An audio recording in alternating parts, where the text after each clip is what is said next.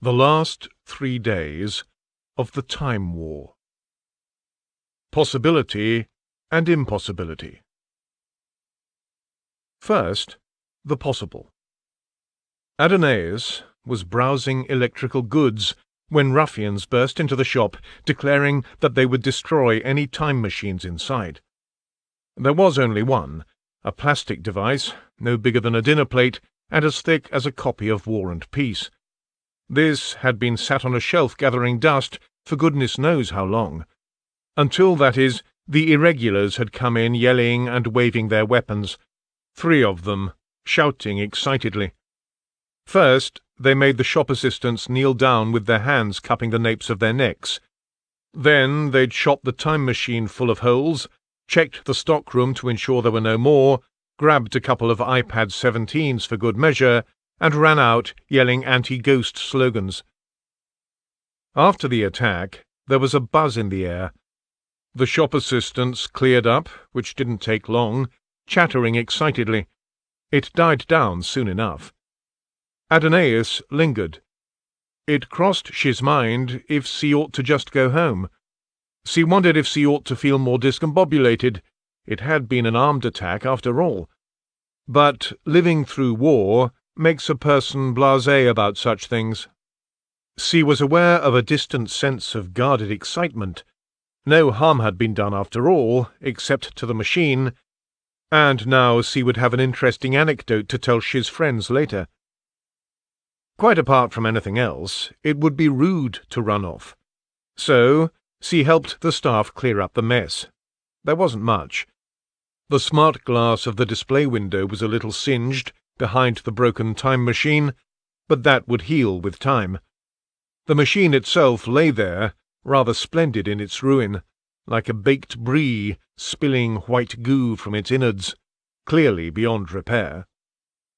"Hooligans," was the opinion of one of the 3 shop assistants. Nobody called them insurgents, and certainly nobody called them terrorists anymore.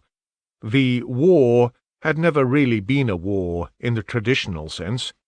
Quite apart from anything else, everyone knew when it was going to end. Regular people knew because future visitors had told them. Even most anti-ghosters accepted that there were no more than 3 more days to go. "Kids," Adonais said. "High spirits." "They should be forcibly sent back to the 17. Ghost them for a change," said one of the shop assistants. Since ghosting was exactly what the irregulars were campaigning against, this didn't seem to Adonais like a very logical punishment. The assistant was a hefty individual. Her name badge was a hologram of her own face, with words spooling from her lips. "You wanted the best, and you got the best. Alicia! How may I help you today?" Adonais was surprised the manager permitted it. The text came out so far it looked like it might poke the customers in the eye.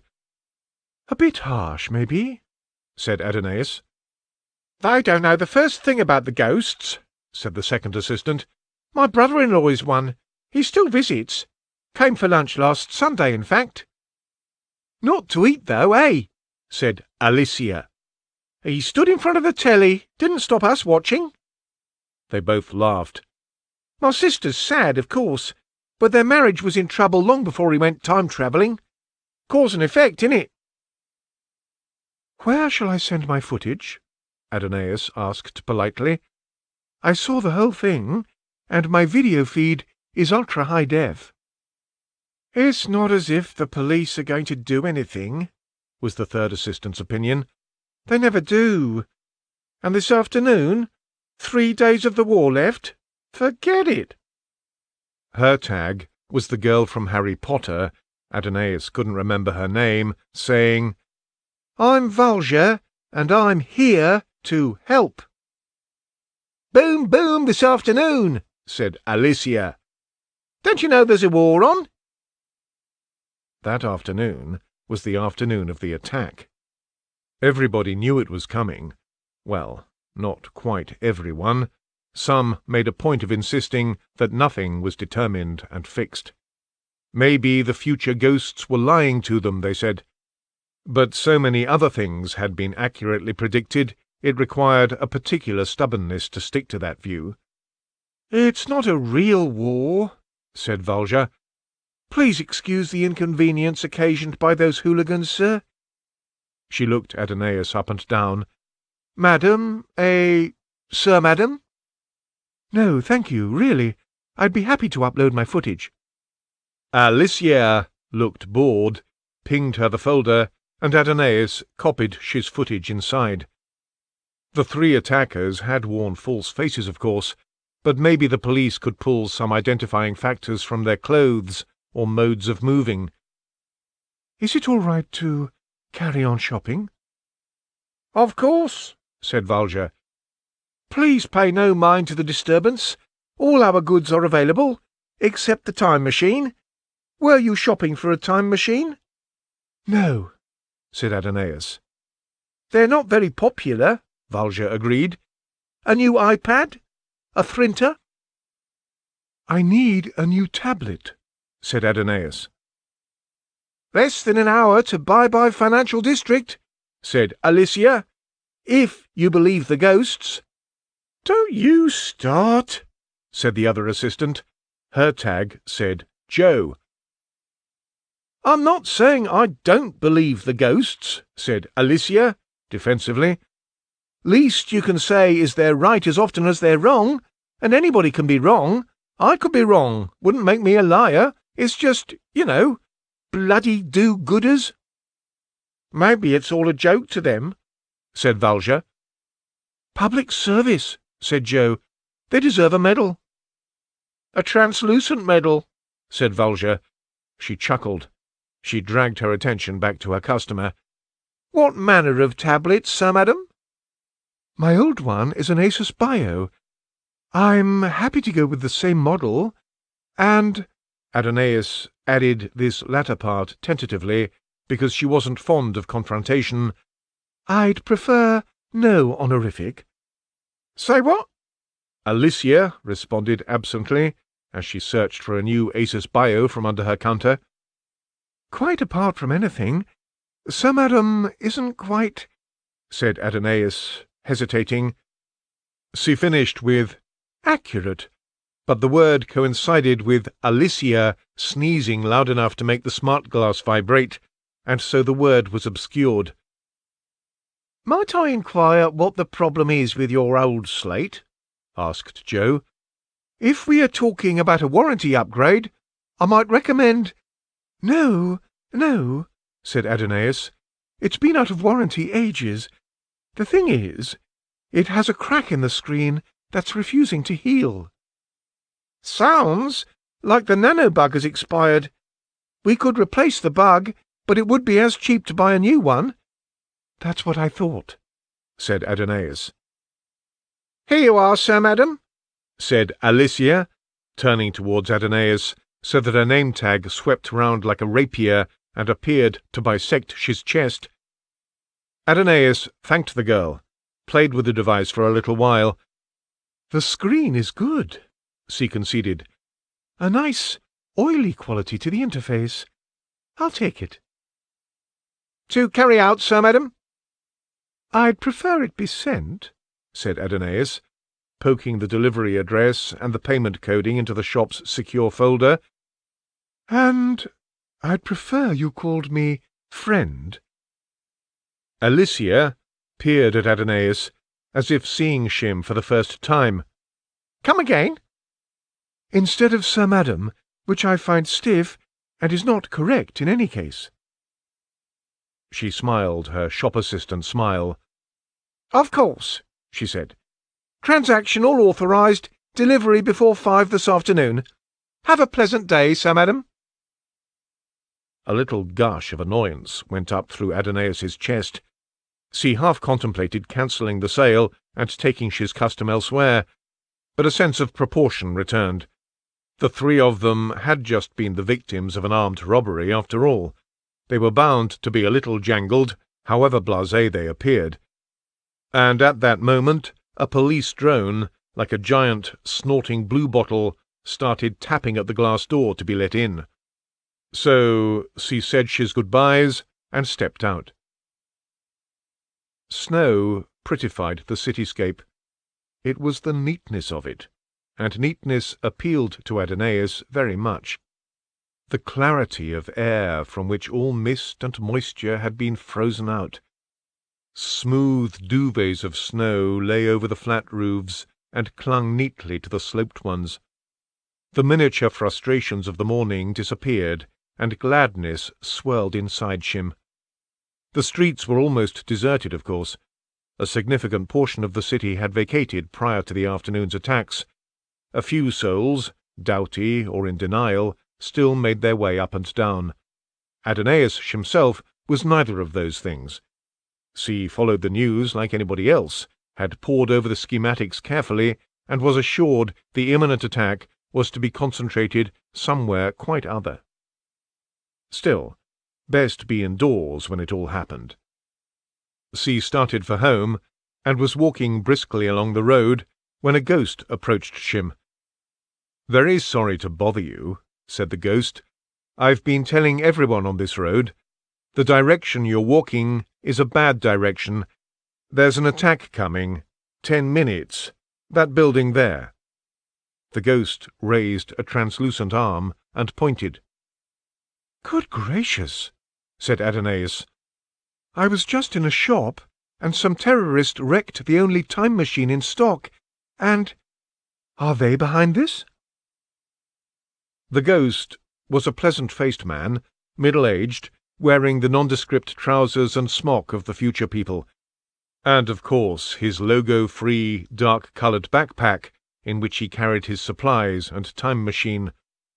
Either fashion was very bland up then, or else people who opted to time travel deliberately chose low-key couture, possibly to avoid startling the time natives. "I don't know about that, I'm afraid. That's a little fine-grained for my historical brief.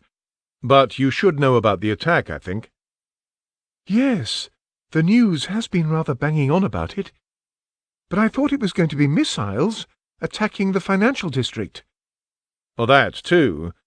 But this building," and again he pointed, "is, I believe, a greater danger.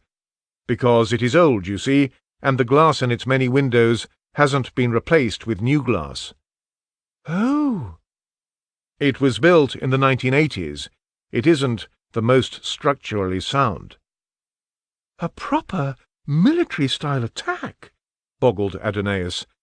"Well, we'd better get going. Will you stay here to warn others, or come along with me?" "Would you mind if I accompany you?" the ghost said. "I don't wish to impose." "I had no idea this portion of the city was to be targeted." She ducked his head and smiled. "I would certainly not have come this way at all, if I'd realized." "I know some travellers have been spreading disinformation," said the ghost. "I'm sorry to say it, and can only apologize for my fellow travellers." "Why do they do that?" Adonais asked. "There's a not very coherent philosophy behind it, I believe," said the ghost. "To do with reinserting uncertainty into the timeline. But it's junk. It's nonsense. Gracious," he added, consulting his watch. "We really have to move away from the target." They started back up the street, Adonais casting occasional Lot's wife glances over his shoulder at the building. It looked deserted. An ugly 20th-century box of metal and glass, with a Mondrian pattern of green, yellow, and red lines across its main facade. "Attar," said the ghost. "I'm sorry?" "My name." "Oh, I see.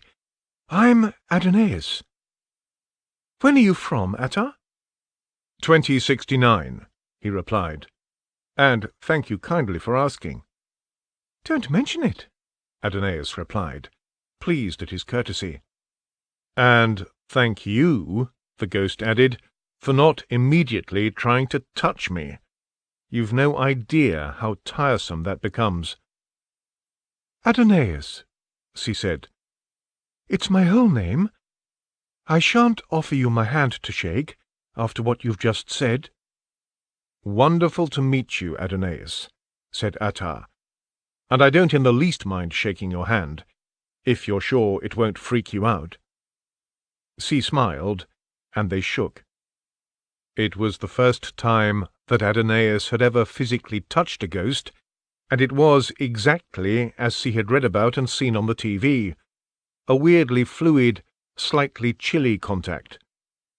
C knew that, if C pushed, C could force his hand right through his half-present, half-absent limb, but that would be rude, and he was enough there for Shim to be able to act as if this were a perfectly ordinary handshake. "So, can you tell me when I'm going to die?" "I'm afraid I don't know that," said the ghost, "though if you're too close to that building when the drones attack, there's a chance it could be this afternoon." She laughed at this. There was something very charming about this particular future man. It had to do with his courtesy, of course, and the patent fact of his being ready to sacrifice himself to time travel to warn people like Shim, people from before he was even born, judging by his evident youth, away from danger. But it was also the arrangement of his features. Was it shallow of Shim to be attracted to something so transient? If so, then so. Perhaps the literal transience of his out-of-timeness layered just the right piquancy of pathos over his more obvious charms. It was all, C reminded himself, irrelevant. Still, it was pleasant to daydream. "Cause and effect," said Attar. "Some, up in my time, wonder if the military attack on the city was enabled by so many people having vacated the space. The question is, were the city fully populous, maybe the attack would be called off." "I think that unlikely," Adonais replied. "We know the war will be over in 3 days. I mean, the anti-ghosters sometimes claim they don't believe that the future is unwritten and so on. But really, that's all rhetoric. Surely they know. So the attack is not a standard strategic assault, hoping to tip an uncertain balance one way or the other. It's pure show." "I'm dreadfully sorry," said Attar, and his handsome face looked fully distraught. "I'm afraid I can hear the drone." Adonais put his head to one side. There was a buzzing noise. "I've miscalculated the timings shockingly," said Attar. "The building's a long way from us," Adonais replied.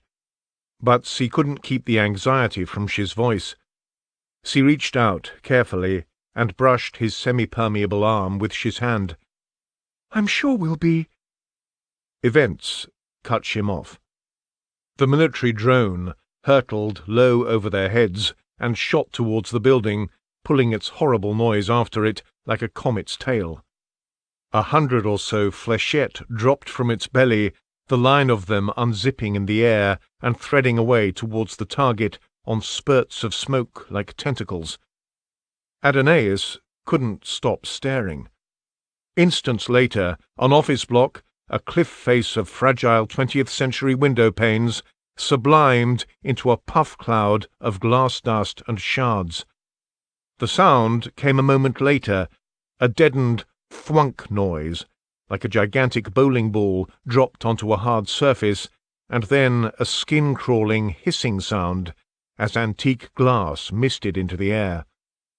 It was probably half a kilometre away, but the cloud of glass particles was billowing along the road towards them, so Adonais called to Attar to run, and together they sprinted up, round the corner, and finally in at a public library, pushing past the small knot of people who had come out onto the main building's steps to see what all the noise was.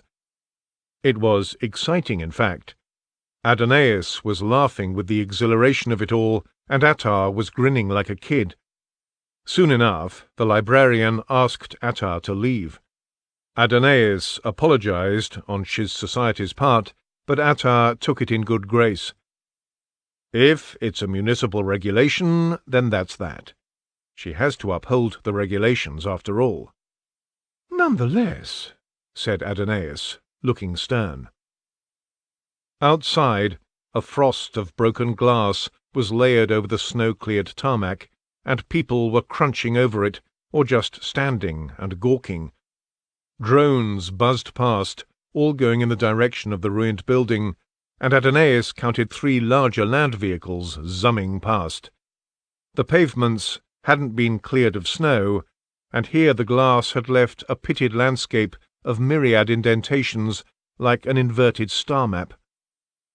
Much further away, a series of deep, resonant clangs, like the tolling of a Millennium Dome-sized bell, shuddered through the air. Then, distant crackling sounds that, inappropriately, made Adonais think of popcorn. "The main attack," said Attar. "Would you like to come back to my apartment?" Adonais asked, and as soon as she did, blushed. "It's not an invitation I extend to many, male or female," she added. "I value my privacy. I like an ordered life. And I am not usually so forward, I promise you, but—" She stopped. "You doubtless have somewhere to go." "No, I believe there are hostels south of the river that will let rooms to my kind, but I haven't made reservations. Not yet." "Then come." She felt a wash of excitement and pleasure, and when Attar smiled, the lower half of his face whiter, because the pavement was sort of showing through, and the upper half darker, where the road behind was half visible, it made Shim laugh. They walked back to the flat. "It's nothing personal," she told him. "Hotels and such. It's not you. It's the people who hate you."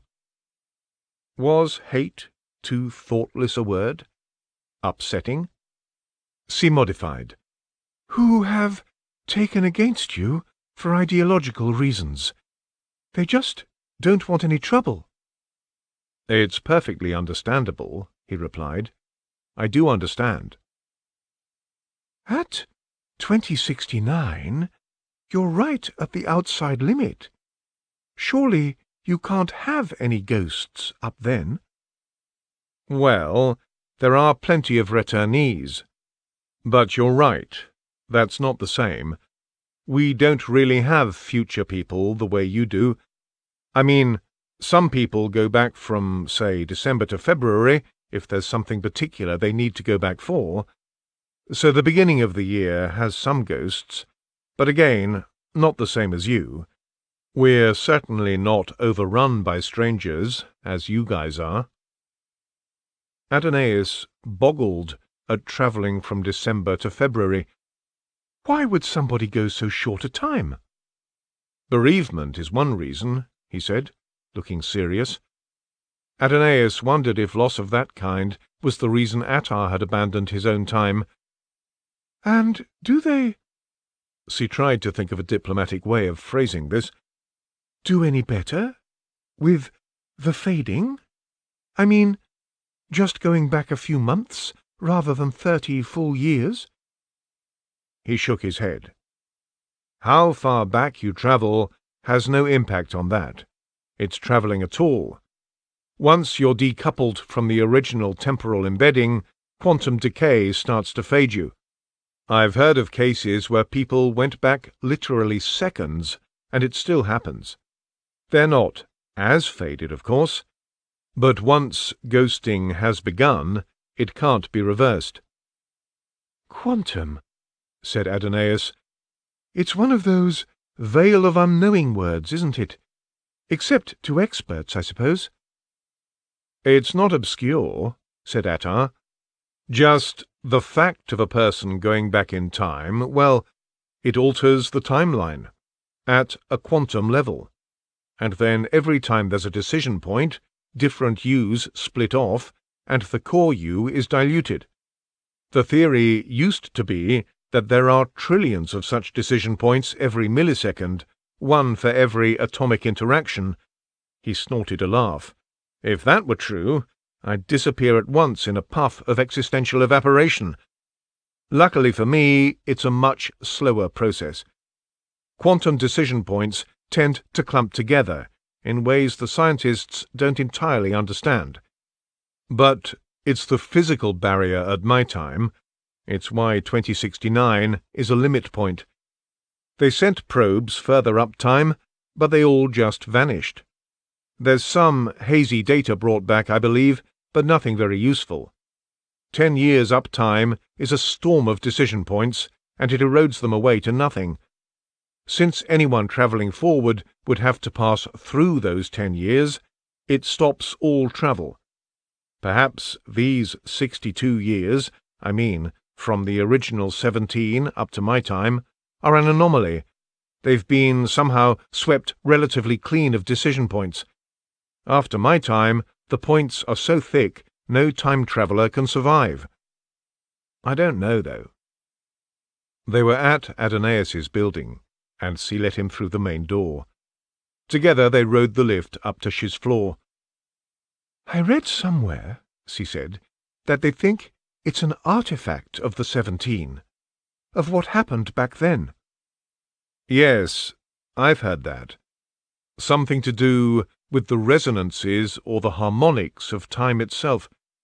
There may be clear areas up at 2350 too for the same reason, but no one has been able to get back to us from then, and we can't reach that far, so it's all speculation." "I suppose if a time were perfectly purged of decision points," Adonais pondered, "a person could time travel there without becoming a ghost." "I suppose so," laughed Attar, "but then there'd be no human free will, so it would be a time of automata. I'm not sure I'd want to go there." The lift doors opened, and Adonais opened his front door with a finger click. "I'll tell you something else," Attar said, stepping inside. "I know people, back in my time, who had put themselves in long-term stasis tanks. They'll wake up in the 24th century, and then their curiosity will be satiated." "Excellent," said Adonais. "So, take a seat." Part of Shim wanted to grab Attar right away and kiss him, but she restrained his impulsiveness. The time traveller took his backpack off and sat down, and the pattern of the sofa was mistily visible right through him. Then, the impossible. The truth was, she was falling in love. She couldn't help it. It really wasn't how she normally acted, giddy like a kid, heart-pounding like a James Brown drum fill. But having him in the apartment simply applied the pressure of a peculiar sort of grace to his soul, first for one day and night, then for another. That first evening, Adonais checked online and discovered a specialist supplier that dealt in ghost meats. The thought that such a market existed had never so much as occurred to Shim before. Most travellers carried their own supplies with them, of course. Still, it was good that somebody had been enterprising enough to cater to it. A contact in the future sent sheep, pigs, and cows back in time, machines strapped to their bodies. The supplier butchered them and sold them on, or hoped to do so before the meat became too faded. Adonais placed an order for one eye-wateringly expensive sirloin. The cost was not an issue. His heart was reckless with the flush of new love, and she didn't care. The supplier required proof that she was cooking for a ghost. Apparently, anti-ghost terrorist groups were in the habit of making spurious orders in order to attack the delivery drone. Adonais got Attar to stand in front of the camera to prove their bona fides. Then the order went through, and within an hour a drone had delivered a bag containing a ghost steak. It was fresh enough to be susceptible to heat, and Adonais cooked it, guided by online recipes, and making a best guess as to the timings. Meat, half ghostly, had to be cooked for twice as long, 3/4 ghostly 4 times, and so on. In a separate pan, she cooked a regular steak for himself, and served the two together. Since Attar only had the meat, she didn't serve himself any vegetables. He drank water from a large bottle from his backpack and devoured the ghost steak hungrily. Afterwards, they sat together in companionly intimacy and watched the news. It was all about the attacks of the day, of course, the ways they had been predicted by the time travellers and the trivial ways in which they differed from prophecy. Experts talked the issue back and forth.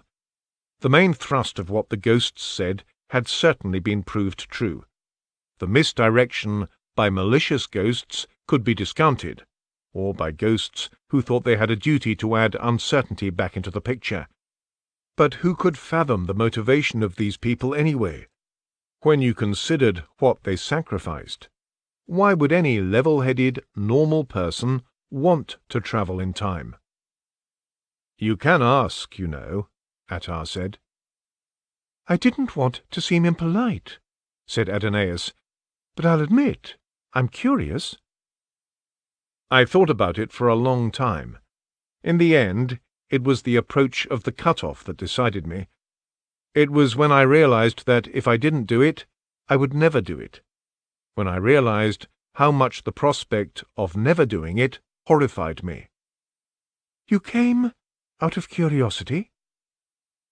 I read about the attacks, the last days of the war, and especially today and tomorrow. Lots of people died. But returnees said that as they remembered it, many more people died. They impressed me. They'd made a difference. "But at what cost to their own lives?" He shrugged. "Nothing valuable is cost-free. Maybe if I hadn't come, you'd have been killed when that building was blown up. That's worth something, isn't it?" She put his hand very gently on top of his, waited for him to kiss Shim, and when that didn't happen, kissed him himself. His heart thrummed. Couldn't remember when she had felt quite so excited, quite so turned on. Applying only the slightest pressure gave back the sensation of being on the verge of breaking through the surface tension that held him in. The thought of that repelled Shim, his face literally sinking into his, a ghastly thought. Yet it was that very horror, held at bay by his careful self-control, that very quality she had spent a lifetime honing, that gave such force and spice to his desire for him. Desire always takes fire from the proximity of revulsion, after all. She had to hold back, and the holding back, the voluntary restraint, was the biggest turn-on of all. He responded, touching Shim delicately and finally, and that excited Shim all the more. They moved from the sofa to the bed, and made love in an agonizingly delicate, tender way. Adonais' climax was of a deeper and more satisfying kind than she had known for many years. Afterwards, they lay together in the twilight. The city outside serenaded them with the rattle of distant gunfire, with ambulance and police drones buzzing frantically back and forth, with army ground effect vehicles swooshing down the long streets. She couldn't deny it any more. She was in love. They talked in low tones. "It is wonderful, walking around the past. The city isn't like this where I come from." "You've done your research?" "Of course, but it's no substitute for actually going there." "I'm sorry the natives aren't friendlier." "You're a native," he pointed out, "and you're being pretty welcoming." His blush was hidden in the darkness. "I don't make a habit of doing this kind of thing," she assured him. "As for the others," he said, "well, some people are courteous and helpful. They appreciate that I have come to help them. You know the stats, I'm sure. With each quantum wave of travellers, the rate of preventable death drops by between 10 and 12%. It's because of us, because of me and people like me, this war has the lowest casualty rate of any major war." She pressed himself against him gently. "I am grateful. You saved my life. I won't waste that gift." "Some other people are hostile, it's true," Attar went on, in more meditative tones. "I suppose they think we ruined something pristine, released the last evil demon from Pandora's sack. And a small subset of those people are violent, it's true. I know the stories of kidnapping, even murder, and the low levels of successful prosecution of people accused of killing ghosts. But that's not most of you. Most of you are indifferent. I've been here 2 days, and I'd say that's far and away the most common reaction I've met with. People are bored with meeting time travelers. I guess when the first ones arrived, people were probably pretty ramped. But then more came, and every new wave was superposed over the ones who were already here, so that it had always been that way. So now the time travellers are here, and have always been here, and without that sense of novelty, people are naturally unimpressed." "Perhaps it's not like that back at the beginning of the whole thing." "The 17. He exhaled, as if uttering a magic charm word. "The real Holy Grail would be to go back before 2017. What wide eyes people would have! How amazed they would be! How they would pester us for tales of the miraculous future." "I know it can't be done, but you could go back to the 17, couldn't you?" "I can't," said Attar. "My machine has a period range of 30 years. I've come back as far as I can with it." "So, buy a new machine." "Oh," she said, realizing his error. "But I suppose you wouldn't be synced to that." "Maybe the people who import beef from my time could also import new machines. I don't know if that would work. No, I can't go back to the 17. You could, though." There was something hungry in Attar's voice as he said this, and for the first time Adonais felt a shiver of suspicion. "You want me to give up everything and dive back into time?" "You could go back to the 17, or just after. You could speak to people who were there." "Many of them are still alive today. I could just go and find them, speak to them, without the bother of time travel." "Of course, but they'd be old. If you went back, you could travel hard up against the limit and speak to people for whom it was fresh in their memory." "And then come back to now and tell you all about it? Become a ghost?" He nuzzled Shim a little. "I'm teasing," he assured Shim. She felt like crying. Really, tears moistened his eyeballs, and she realized why. It was because she wanted it. Not to see what the world of 2017 was like with his own eyes, but to become a ghost, to align himself with Attar. The two of them could fade together as the quantum storm split the cosmos over and over again, pierced by decision trees like Saint Sebastian by arrows. It was an intensely romantic thought. She grasped his shoulder, and for a moment forgot himself. She felt his fingers sink into his flesh as into fresh dough, and with a yelp she pulled free. "It's okay," he said in the darkness. "It doesn't hurt me." "I'm sorry," she replied. And just like that, the whole edifice of romantic sacrifice and doomed love dissipated. They slept, and in the morning made love again. For breakfast, Attar ate from his supplies, and Adonais fixed himself some eggs and coffee.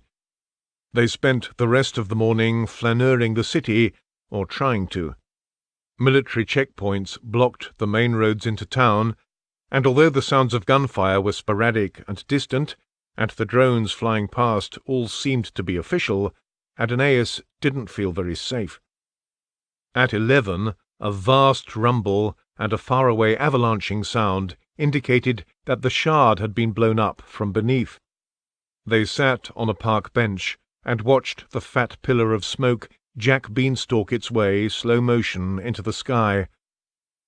"It's hard to be sure," Attar told her, "since quantum effects play tricks on the earlier records of returnees, but I think that originally killed nearly 2,000 people." "Originally?" Adonais said, smiling. "It sounds so odd talking about it like that, doesn't it? But you know what I mean. Before I left 2069, the death toll was on record as 4. That's quite a few lives saved."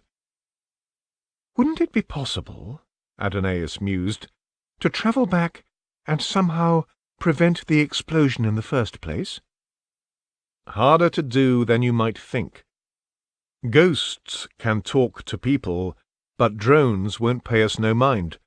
And anyway, the building they erect on that site is one of the splendours of my London. I wouldn't want to stop that ever being built." The sun came out from behind a cloud, and a watery December light glimmered on the snow. "You're looking thinner," she observed. "Good Lord, you are." "I'll be fine for a bit," he replied. "War tends to clump decision trees together. It's like a rainstorm. Mostly it's a light drizzle. This last half hour was a downpour. But it's back to drizzle now." She hurried him home, as though getting indoors would somehow shield him. She knew that was nonsense, of course. Walls and a roof were no protection. But she felt a little happier inside. They took an early lunch, and Adonais opened a bottle of wine she had been saving for a special occasion, though Attar, of course, couldn't partake. Then they went to bed. Attar felt different under his fingers, not exactly softer, but somehow less there. He had to finish himself off whilst she watched, and his climax was muted compared to the previous night. They lay side by side, layered over by the barcode shadows of her Venetian blind. Outside, rifle fire rummaged around in a box of broken plates, fell silent, started up again. Attar said, "Most of the people I know back home, they're looking forward to the year rolling into 2070. It's an exciting new dawn for them. No more time travel, the future entirely unknown. There are millennial cults who promise that the world will end as soon as the threshold is passed. Most people don't think that, of course, but they do wonder what it'll be like, living in a ghostless age. Nothing but historical records and people's memories to connect us to the past. No knowledge of what happens next." "You make it sound exciting," she said. "I used to think so," he said. His voice was fainter. "I was looking forward to the untrammeled future. Really I was. And then I thought, there are other ways of knowing what the future will be than experiencing it. But that's not true of the past, because there's this difference between the to come and the always gone. Because tomorrow is always pretty much like today. But yesterday is profoundly different, because it's gone and can never come back. Or at least," he laughed lightly, "that's how it'll be in 2070. And who knows, thereafter forever and ever. And I saw that my chance to go back was about to slip away, so I took it, and here I am." Adonais was silent for a long time. Then she said, "What was her name?"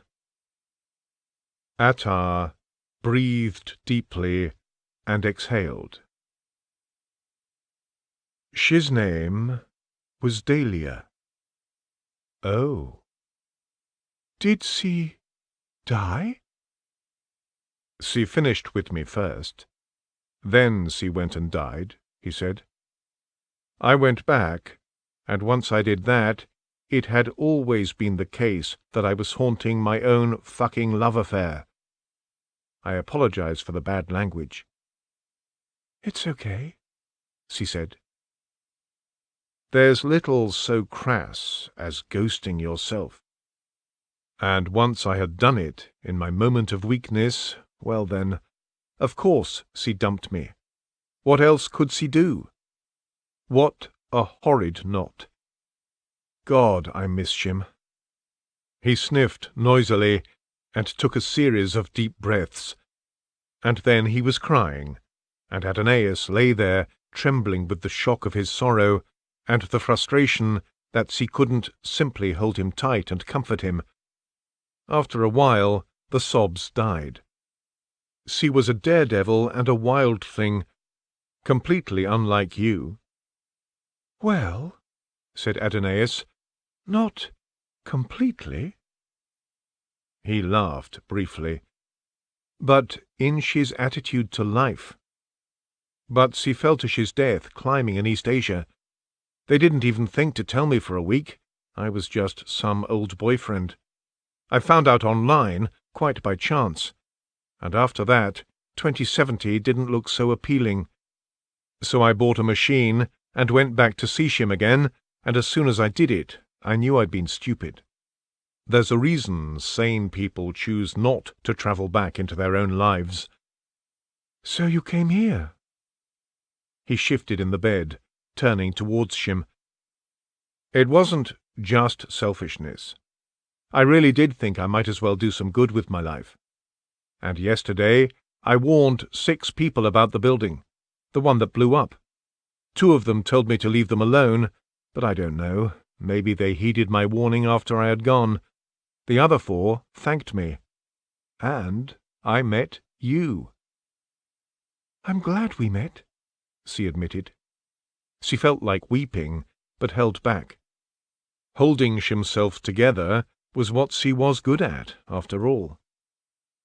She heard him rubbing his face with the palms of his hands, vigorously enough to make an odd, squelching sound. Then he said, What do you think happened in the 17? It's well known, isn't it? She replied. Oh, no. Hardly at all. I mean, obviously we know that that's when time travel was actualized, and we know that that originary trip was a hard bounce back 31 years, give or take, and that it set up the equal and opposite harmonics in time. And the device itself, we know where that came from, the Institute. But the actual event is still largely a matter of mystery. He stopped. I'm babbling. I'm sorry. You don't need to apologize to me, she said, in a soft voice. I sound like I'm trying to nag you into going back. But it wouldn't do any good. Plenty of people have gone back to the limit line, and you're always a second after the main event. Belatedness is the condition of creatures like us, I think. Then he said, his voice cracking a little, I think I'm falling in love with you. She didn't want to reply that she felt the same way, for fear of unleashing a storm of weeping from his own breast. When it came to tears, Adonais had the fear that once you start, why would there ever be a reason to stop?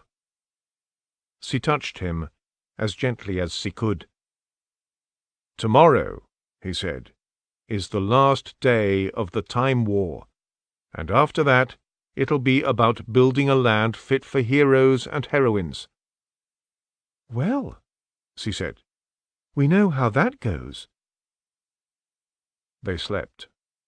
The next morning was a bright, cold, crisp day. Adonais didn't feel like breakfast, just black coffee. She went for a shower, and when she came back, Attar was gone. She slumped into the sofa, caved in at finding herself unexpectedly alone. She concentrated on calming himself. Abandonment is so central a terror so defining a feature of human emotional growth, it takes only a very little thing to summon it out of its lair. But he hadn't gone. He was still there, by the window, nearly invisible as the light streamed right through him. He was a man-shaped glass of light.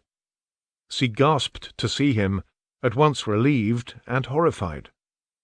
"What happened?"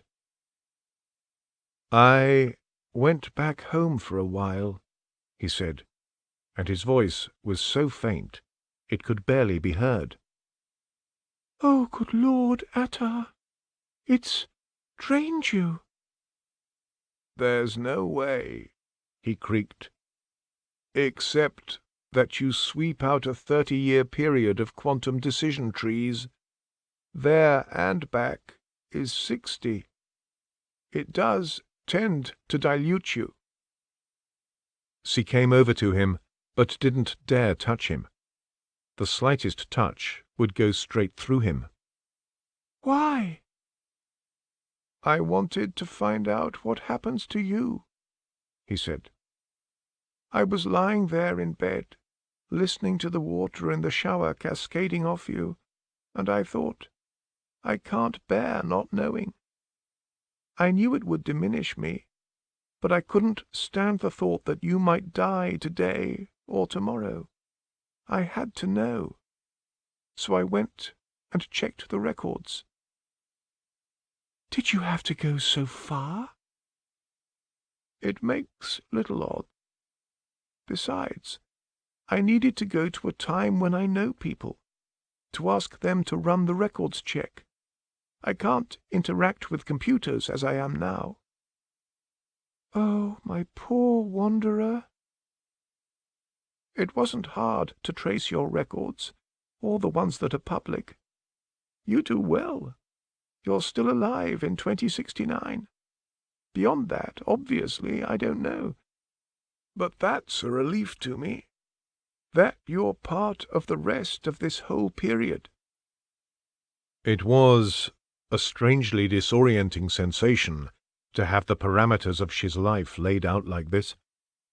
She put his wrist to his mouth and sucked at the skin, an old nervous tic she had largely managed to overcome. "Thanks to you," she said, her voice wobbling. "Thanks to you saving my life." "I couldn't bear the not knowing," he said, pulling a ghastly face. Then he perked up. "But now I do know.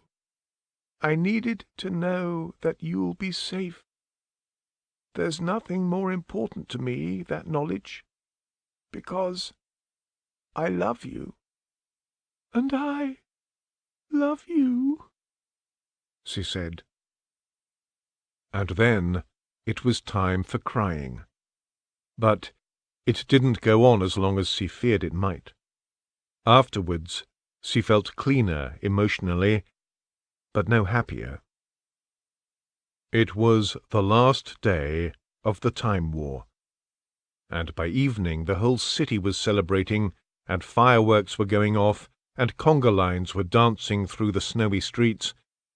That night, Attar had to sleep under his own blanket, a filigree sheet that did wonders, he said, with heat retention, and which he had carried with him in his backpack. The duvet was heavy enough to sink right through him. The next day he jumped a little too high, and when he came down, his feet went through the carpet. He pulled himself out gingerly and went about the apartment as if walking over eggshells. They spent the evening talking, watching television. Adonais laughed longer and louder than she could remember doing since she was a child.